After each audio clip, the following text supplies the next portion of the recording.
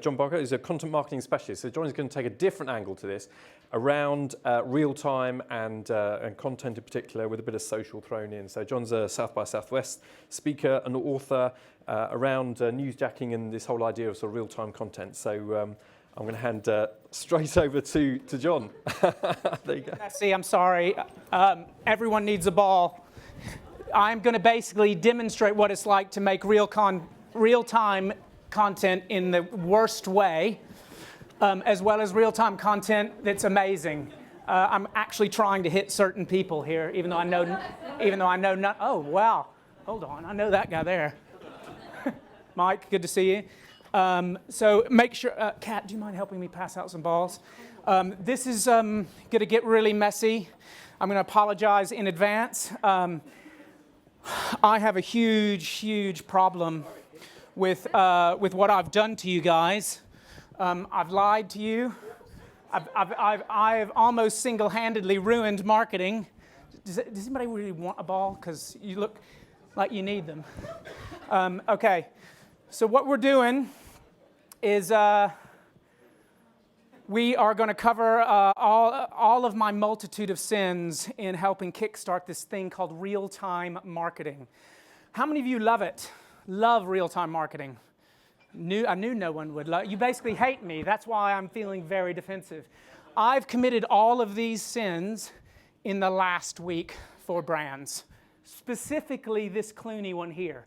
Let's hijack whatever is trending. #sale, #Clooney.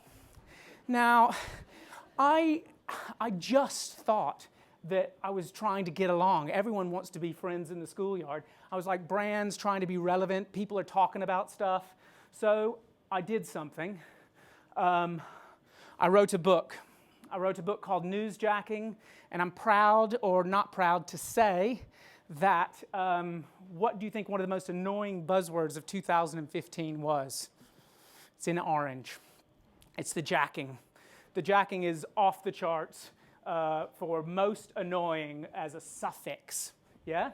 So we're gonna rectify that. It all started, it wasn't my fault. My book came out before this. However, it happened in January 2013. Do you guys remember this? Raise a hands, please. Okay, cool. By the way, while we're having to be here, and I would like everyone, like the whole problem with brands is they keep talking about themselves. What I'm about to do is talk about myself. Oh, I wrote a book, whatever. So I would like for you, on the count of 3, to practice. On the count of 3, for my sins for helping create this, what is called brand spam, I'm going to protect my privates, and I want you to throw as hard as you possibly can your orange ball if you think brands are indeed spamming people. Okay, on the count of 3. 1, 2, 3, go! Shit. Oh, wow, who did that? Who did that? Seriously, was this you? Because damn. Hey, okay, like, so this is a problem, but we're gonna, oh my God, hold on. I only covered this because I spilled water on my shirt when I went to the loo. Oh, it's dried. So, I have found a video that represents real-time marketing. It appeared during the Women's World Cup. I'm from America. I love the World Cup. I love the fact that our men are terrible, but our women rule the world. This is real-time marketing. Go with me on a little metaphor. The dog is people in general, like you guys. This is real-time marketing. This baby, okay? Wait for it. Volume.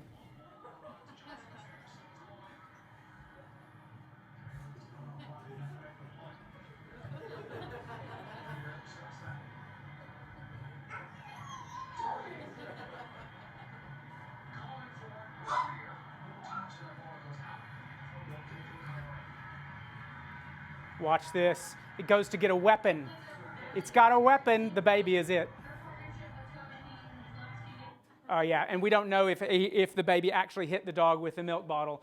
But this is us. This is literally us trying to just talk to our friends on social channels. We're like mesmerized by like things we care about. And these brands are like going through all of the 7 deadly sins, like lust, greed, sloth, wrath when it was going to clock them with a milk bottle.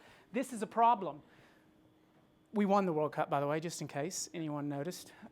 So it all started with this blurry photo. What were you doing on the 23rd of October 2009? Was anybody watching this? Oh, yeah. Oh, cool. So I'm from Tennessee.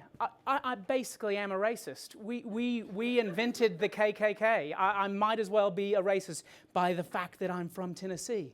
The reality is I'm not, but he is, and you guys let him speak, gave him a national platform. He spoke on the television, question time, and what did you do about it? Did anybody do anything? Did anybody even send a tweet? No? This guy, John, his name, he created Slapnik Griffin. What was the result of Slapnik Griffin? 27 million in the end, not just 20 million as the Telegraph reported wrongly. 27 million slaps. It basically gave you a chance to slap him. It was an endless loop from a KKK film they found from the state of Tennessee. Horrible, but great. And this made me crazy. This made me say, what if we could do this for brands? In 2009, I was like, let's do this real-time thing. Let's just see what everyone's caring about, and let's make some interactive tool that allows you to express yourself. And I've been trying to do that, and then the world decides to go and live event brand spam because of that Oreo thing. That's all they want to do is like, ooh, we're an insurance company. Let's say hey to the royal baby. Like, that's not what I'm after. That's not what I ever meant, but still. Actually, Kat, can you guys help me send the balls back to people because they don't have any ammunition? So this is my version of Slapnik Griffin, done for the Oscars. The artist won the Oscar, yeah? So we created the Artistifier, and allows you to send any YouTube video to it and artistifies it, gives it this kind of music, and it says, just give me the effing thing. You personally were allowed to type in your quote. Thousands upon thousands of videos were made, and the reason this resonated with me from a real-time perspective is because it let you guys hold the reins. You guys were creating your own stuff. You weren't just saying, oh my goodness, let's see what we can do for National Donut Day for a brand that doesn't really have any business doing anything with donuts. So I've been preaching this, but then I come back to, there's several principles, one of these balls, several principles. Is there a narrative there? Is there a story? You know, this is the guy that narrates my life, because I'm American. You guys probably have Attenborough or somebody, but like, this is the voice I hear in my head. We need a story. Thank you, Morgan. And we also need some element of like, sort of the brick in the window. Like, totally weren't expecting that, were you? We need the surprise.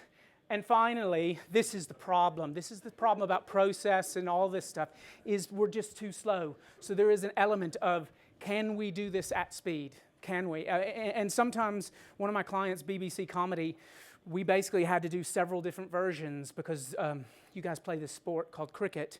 You went down to Australia to beat them, and then we were like, they're not going to win. So we had to do a win and a loss. We have to make those decisions, and we have to do stuff. Can we get this idea out before the board office network, that's you, get to your desks at 9 a.m.? If you can't in the realm of sport, then leave it alone. Leave it on the table. So now gather your balls.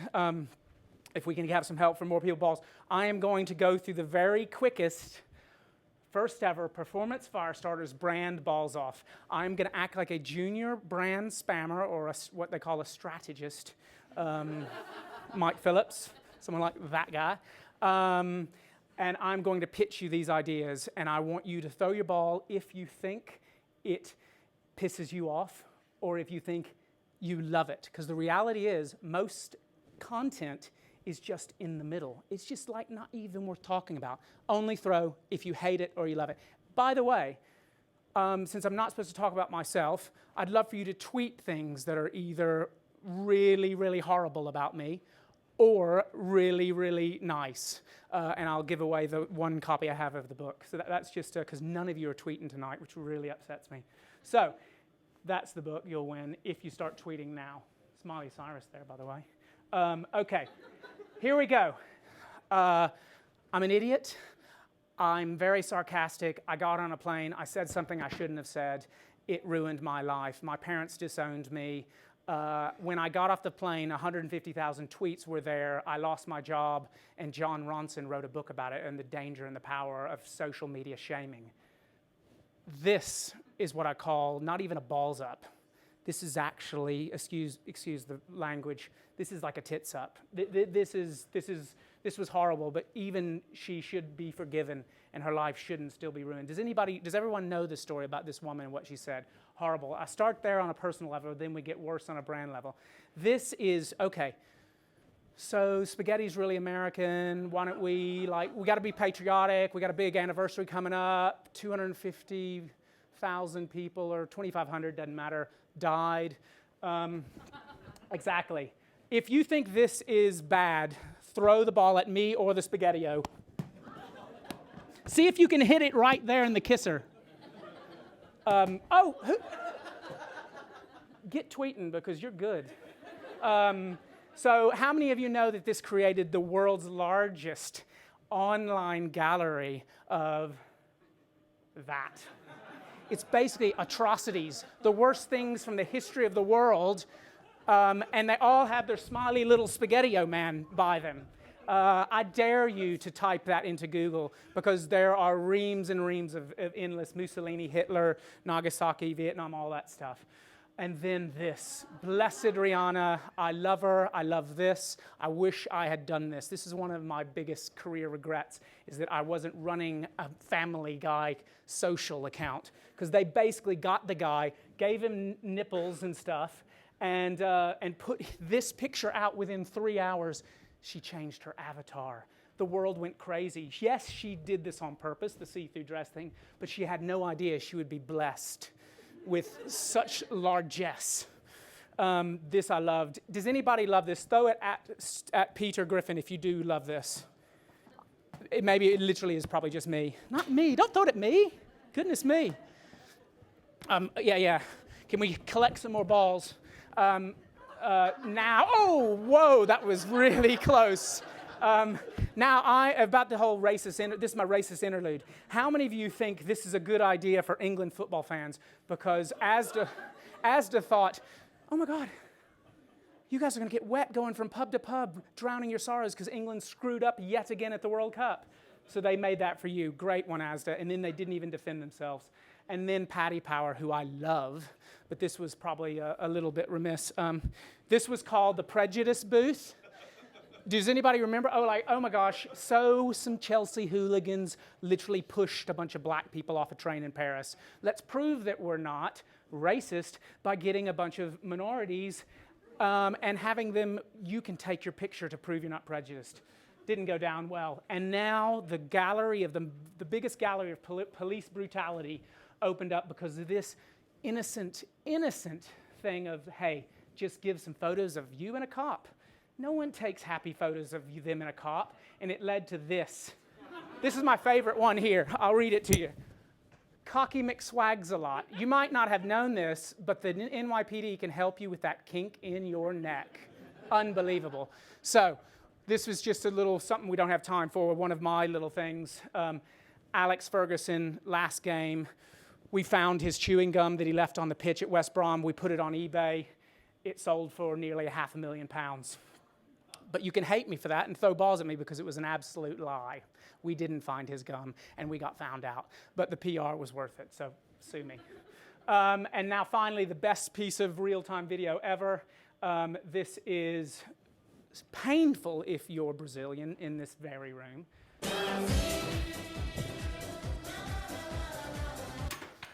This was when Germany were winning 7-1 in the World Cup, and it had 16 million views, etc. And then the leader in social, and if you haven't studied Jimmy Fallon, please start doing it tonight. He does every platform right. This is how he used Snapchat. I'm very, very excited about Periscopic. Of course, I could have showed you Roger Federer, who gave you an amazing Periscopic view of Wimbledon this week. I could have shown you lots of different things. Snapchat, he basically gives away tickets to his crazy fans on Snapchat before every night. He's using every platform in a brilliant way.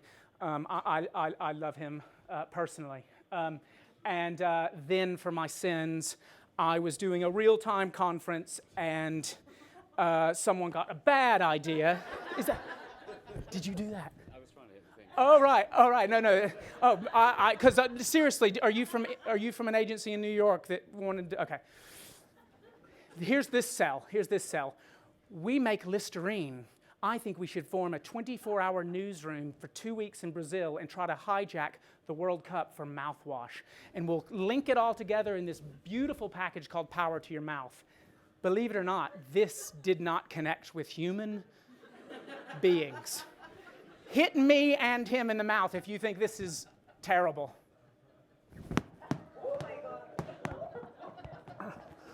So unfortunately, this is what I do for brands. I build these things called newsrooms, but I don't build newsrooms for Listerine. So if any of you accuse me of that, I do not do that. I do not do it for Scrunch or Fold either.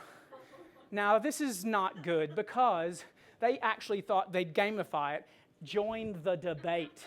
How many of you debate? How many of you actually debate Scrunch or Fold? Really? Yeah, exactly. So one person debates it. Yes. Is the screen taking a hitting?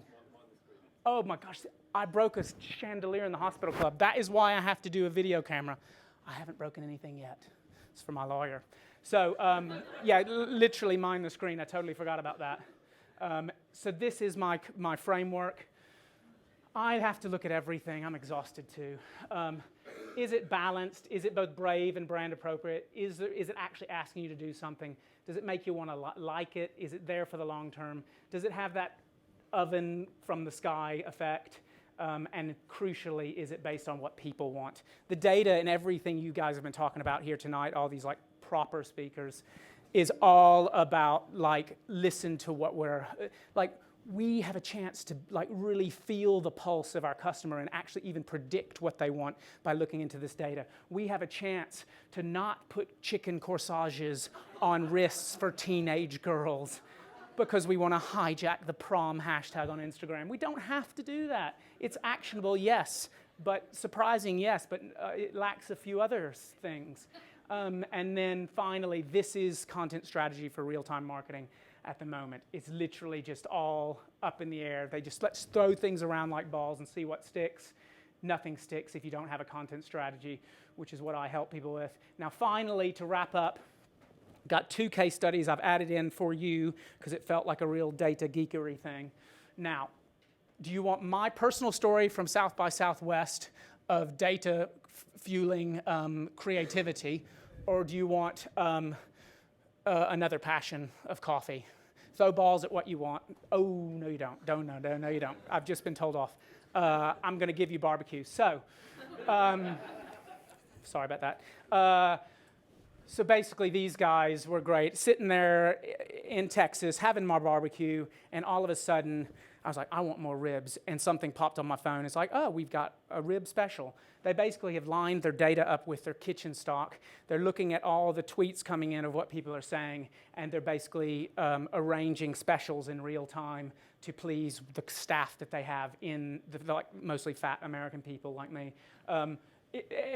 This is where we're going. We're going where that's just kind of something really helpful because people like to eat. But I've been really excited about helping clients use this real-time data to do amazing things like the 1 minute Tennessee vacation where they're like, oh, look what people are talking about on Facebook and Twitter. We know Americans don't travel. So they just looked at all the neighboring states of Tennessee, planned out routes, gave them their own personalized 1 minute Tennessee vacation, and the stats were amazing, and this won at Cannes a week ago. And I'm from Tennessee, so I'll put that in there. Finally, Google and in EA Sports did this amazing thing where it personalized your own GIFs, and these were my 2 favorite. I wish someone could sing this song that goes, and I ran so far away. So basically, you could just create your own GIFs. Thousands upon thousands were created around real-time data that was happening in the NFL games as they watched it. And it empowered people in a much better way than my Artistifier thing did. And this is where I want to take brands in the future. And then finally, I just thought this was funny because these guys make a lot of money and they're really insecure. I would like to thank you for allowing me to go over a little bit. I would like Google to send me the bill for whatever damage I've done and take it off my invoice. And questions at the end. And finally, if anyone did tweet, I'm going to respond on Twitter now because I've gone over my time. I'd love to give you the copy of the book that I actually didn't bring with me. But it's, hey, tube strike. I wasn't going to take that big thing everywhere. Thank you for listening, and what's next? Questions? Really. Fantastic. Wow, follow that. Okay.